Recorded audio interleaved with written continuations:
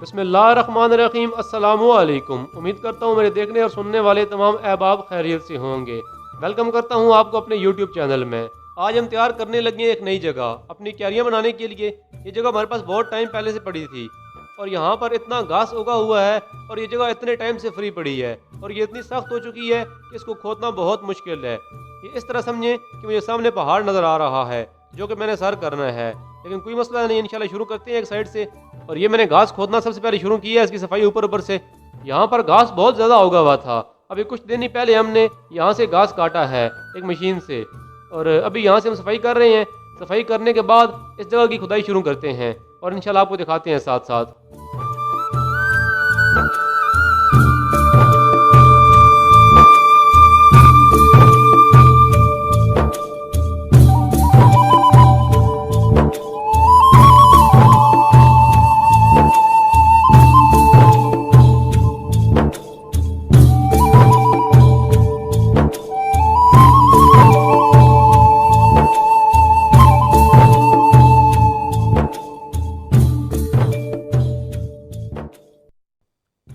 यहाँ पर जगह मैंने खोदी थी क्यारियाँ बनाऊंगा, लेकिन यहाँ थोड़ी ज़मीन खोद चुका हूँ तो नीचे पक्का फर्श शुरू हो गया है, इसलिए मैंने इसको यहाँ पर छोड़ दिया है। अभी मैंने ज़मीन खोदना शुरू कर दी है और ये बहुत ज़्यादा सख्त काम था।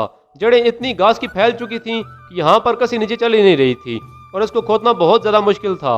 ये आप चेक करें कि मैंने इसको खोद कर किस तरह इस लेवल तक पहुँचा दिया है कि ये इतनी बेहतरीन क्यारियाँ बन चुकी हैं। साथ साथ रहें और देखते जाएं कि इस तरह की ज़मीन को खोदना किस तरह है, तैयार किस तरह करना है, इसके अंदर से घास किस तरह निकालना है और उसके बाद क्यारियाँ किस तरह बनानी है। और ये पुरानी ज़मीन है और ज़ोर वाली ज़मीन है, यहाँ पर कोई ज़्यादा खादें डालने की ज़रूरत नहीं है क्योंकि बहुत अरसे से ये फ्री पड़ी है। यहाँ पर किसी ने कुछ नहीं काश्त किया और ज़मीन के अंदर कुदरती तौर पर पौधों को देने के लिए बहुत ज़्यादा खुराक मौजूद है क्योंकि यहाँ पर कितने टाइम से पौधे लगे नहीं हैं। 1-2 साल में यहाँ पर कोई खाद डालने की ज़रूरत नहीं है। ये हमने काफ़ी सारी खोद दी है। वीडियो तेज़ है इसलिए आपको ये बड़ा आसान लग रहा है, लेकिन ये बहुत ज़्यादा मुश्किल है। हमारे साथ साथ रहें और देखते जाएं हमने ये क्यारियाँ कैसे तैयार की हैं।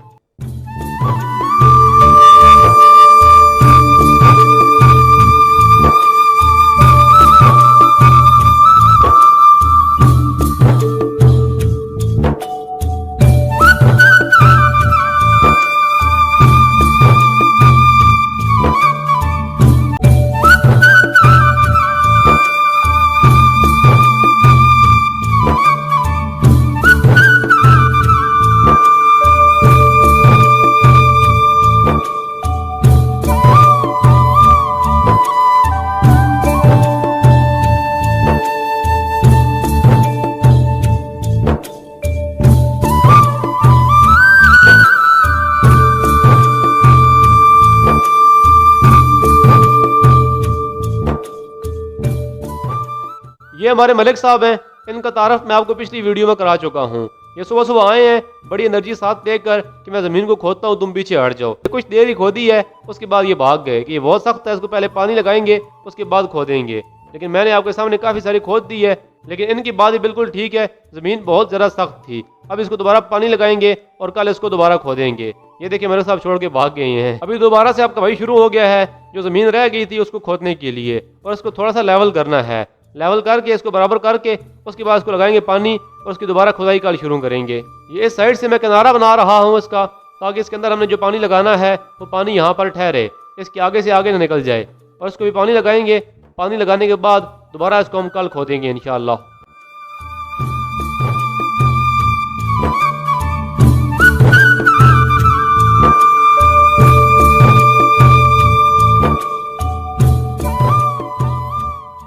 अच्छा ये जी अगला दिन है आज का। हमने रात को इसको खूब पानी लगा दिया था और अभी मलिक साहब खोदना शुरू हो गए हैं।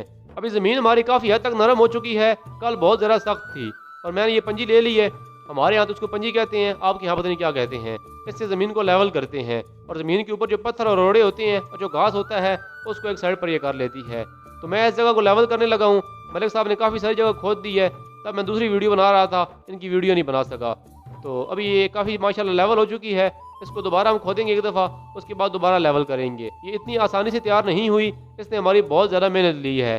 कम से कम 3 दिन के अंदर ये हमारी 2 बड़ी क्यारियाँ बनेंगी। इनके अंदर लगाना क्या है हमने, इसका अभी तक हमने खुद फैसला नहीं किया। इसके बारे में सोचेंगे, लेकिन इंशाल्लाह क्यारियाँ बनाने के बाद। ابھی ہم نے اس کو بالکل لیول کر دیا ہے اور یہ اس کا فائنل ٹچ ہے. زمین ہماری 50% تیار ہو چکی ہے.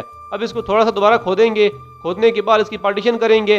پارٹیشن کرنے کے بعد اس کو دوبارہ پانی لگا دیں گے اور کل ایک دفعہ پھر کھودیں گے. اس کے بعد یہ زمین کچھ کاشت کرنے کے قابل ہوگی. ایک دفعہ اس کے اندر تھوڑی سی گوبر کی کھاد ڈالیں گے ملک صاحب کے کہنے پر. وہ کہہ رہے ہیں کہ گوبر کی کھاد بالکل ضروری ہے اور وہ اتنا اصرار اس لیے کر رہے ہیں کیونکہ گوبر کی کھاد بالکل فری بھی ہے. اس کے لیے کوئی پیسے پے نہیں کرنے پڑتے. یہ کہیں سے بھی آپ کو مل جائے گی اور بالکل فری میں, اور پودوں کے لیے بہت کامیاب اور بہت بہترین چیز ہے. یہ دیکھیں ہم نے کیاریاں ماشاءاللہ کافی حد تک بنا لی ہیں. ان کے درمیان پارٹیشن کر دی ہے. یہ 2 کیاریاں ہماری بن چکی ہیں. آپ نے دیکھ لیا ہے کہ ہم نے کتنی محنت کے بعد یہ 2 کیاریاں تیار کی ہیں. ابھی اس کو فائنل ملک صاحب برابر کر رہے ہیں. اس کو پانی لگائیں گے. پانی لگانے کے بعد اس کی کل دوبارہ کھدائی کریں گے. مجھے تو یہ جگہ بہت خوبصورت لگ رہی ہے کیونکہ میں نے یہاں پر بہت زیادہ محنت کی ہے.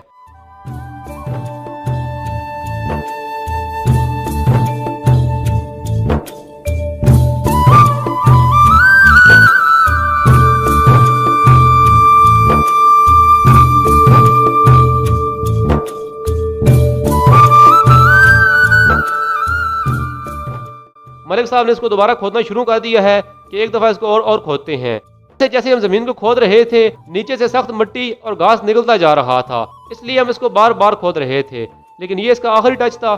اس کے بعد ہم اس کو نہیں کھودیں گے اور پانی لگائیں گے. پانی لگانے کے بعد کل دوبارہ کھودیں گے. یہ ملک صاحب نے ساری جگہ کھودی ہے. ان کے کھودنے کے بعد میں نے دوبارہ لیول کی ہے, دوبارہ برابر کی ہے. اور اگر آپ نے ساری ویڈیو دیکھی ہے تو آپ کو اندازہ ہو گیا ہوگا کہ اس جگہ کو تیار کرنے کے لیے کتنی محنت لگی ہے. ماشاءاللہ ہماری کیاریاں تیار ہو چکی ہیں. اپنی بہت ساری دعاؤں کے اندر اپنے بھائی کو یاد رکھیے گا. ملتے ہیں ایک نئی ویڈیو میں, تب تک کے لیے اللہ حافظ.